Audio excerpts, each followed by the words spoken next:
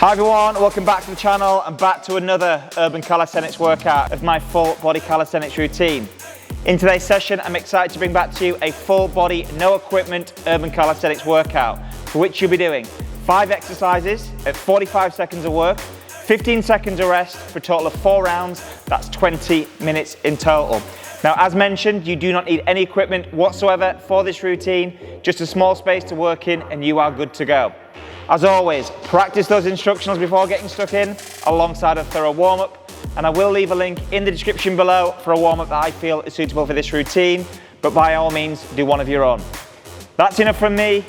Let's see what's in store.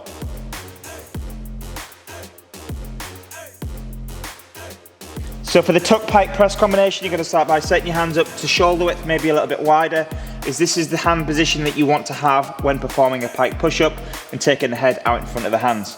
But from this position, you're going to start by moving into your support position, keeping your arms as straight as possible, rounding the upper back, pulling the ribs in and pelvis under ever so slightly.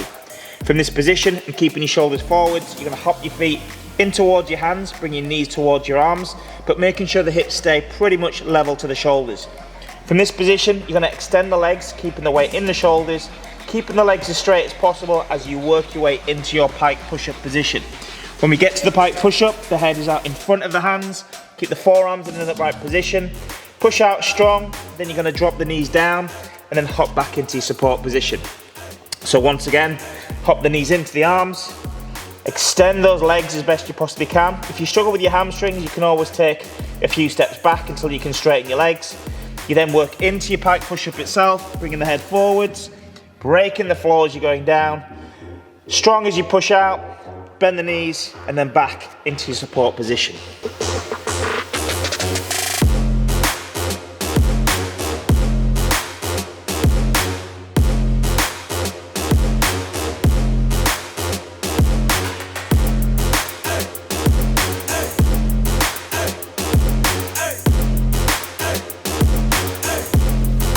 So if the pike press is too challenging, you've got 2 options. The first one is that you can use a prop, such as a yoga block or even a book, and use that as a point of reference for your head. So all you're doing is simply reducing the amount of range that you offer through the press itself. The hand setup will be exactly the same, so you want to have your hands behind the block, and the block is essentially forming the tip of the triangle. From here, you get your legs as straight as possible. As before, you're going to be bringing those arms in towards the body, taking the head forwards, lightly on your prop, touching it, and then pushing out strong.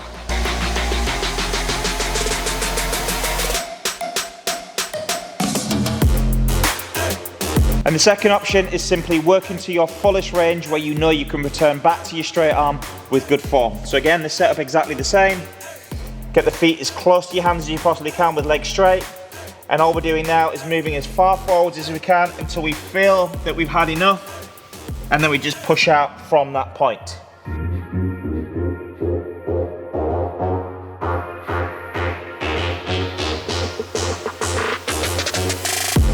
So for your seated L-sits, you're going to start by forming a square between your hands and your feet. I want you to make sure that your knees pretty much stack the heels, but most importantly, your shoulders will be stacking the wrists. And if you have any problems putting pressure on the wrists, I advise just turning the hands out ever so slightly. But from this position, you're going to start by lifting your backside off the floor, and now we're going to work on pulling the hips behind the arms while simultaneously bringing the shoulders forwards and compressing the floor.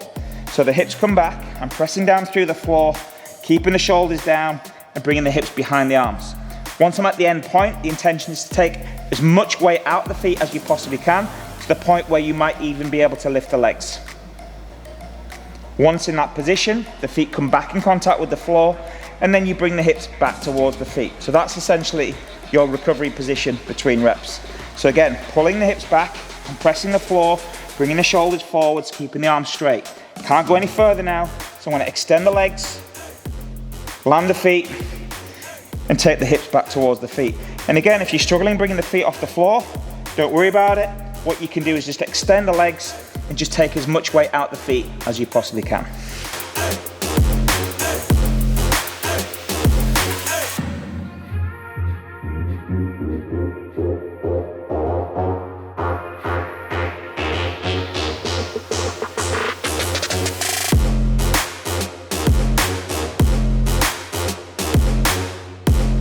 So for part one of our lever switch push-up, you're going to start by moving into a hollow body support position with your hands slightly wider than the shoulders, making sure the shoulders sit behind the hands, keeping the shoulders stable, pulling the navel into the spine, and keeping the legs as straight as possible. From this position, we're going to start by walking the feet forwards, keeping the head, shoulders, and hips all on the same path. When you can't walk any further, that's going to be your stopping point before you do your push-up itself. So when you do your push-up, you're going to turn your arms into your body, bring the head to the floor or belly to the floor if you can, push out strong, and if you can't do a push-up in full, then simply do the push-up on the knees. From that position, you are simply going to walk back to that hollow body position, keeping the shoulders stable and only just walking through the feet.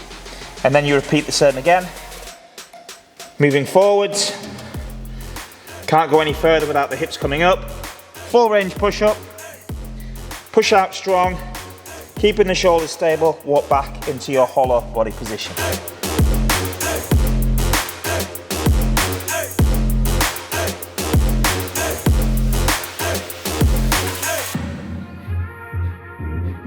So for part two of the lever switch push-up, you're going to start by moving back into the same position as you did before. The only difference now is that when you're in your hollow body position and before you initiate your walks, you're going to start by putting pressure through the outside of the hands, really turning the elbows in towards the floor, but without contact. Once you've reached your end range, wherever that is, you're going to start walking your body forwards through pushing through the balls of your toes until you can't go any further. Once you've reached that point, the push-up comes in from here. So you're pushing out strong. Again, you can use the knees if you struggle with a full range push-up. Then from here, we're going to simply walk back, keeping our arms straight until we reach our hollow body setup again. So again, elbows come in, stay as low as possible, just using the feet, walk as far forwards as you can, push out strong, and then simply with straight arms, walk your way back into your hollow body position.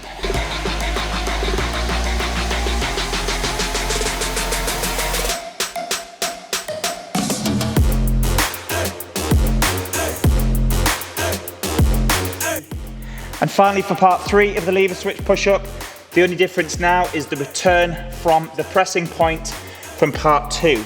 So again, set up exactly the same. Lock in that shape from the beginning. Forearms come towards the floor, but with no contact. We start making our way forwards till we can't go any further, and we push out strong. Now, from this position, we're going to descend, bring the head as close to the floor as possible, keeping the legs straight, and this time using the shoulders to move the body back.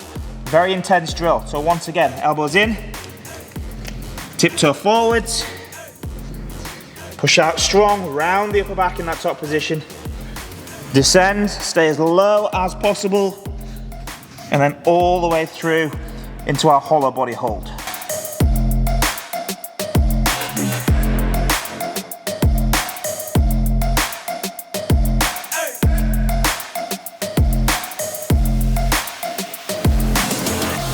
So for our lift off to breaststroke, you're going to start by lying on your front and extending your arms overhead, keeping your elbows locked, and have your palms facing one another. From this position, you're going to be driving the ribs into the floor and then using the shoulders as a way of lifting the arms as high as you possibly can. From this position, I'm going to turn the thumbs down, perform a breaststroke, bringing the hands towards the hips, stroking the body, moving back into our lift off position, and then down to the floor. So once again, drive the ribs to the floor, arms as high as you can. Turn the thumbs down, breaststroke, stroke the body, arms high, and descend.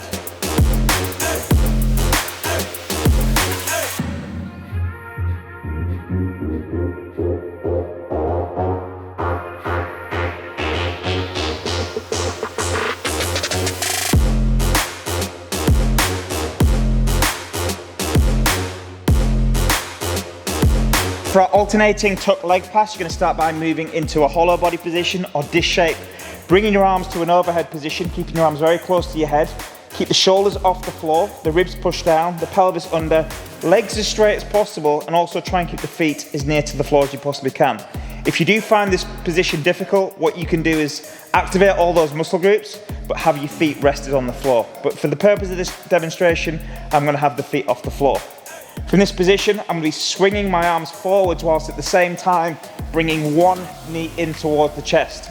When I reach that position, the intention is to bring the hands behind that leg, so really taking the chest forwards, and also with the intention of bringing the knee as deep into the chest as you possibly can. Every time returning into that dish shape.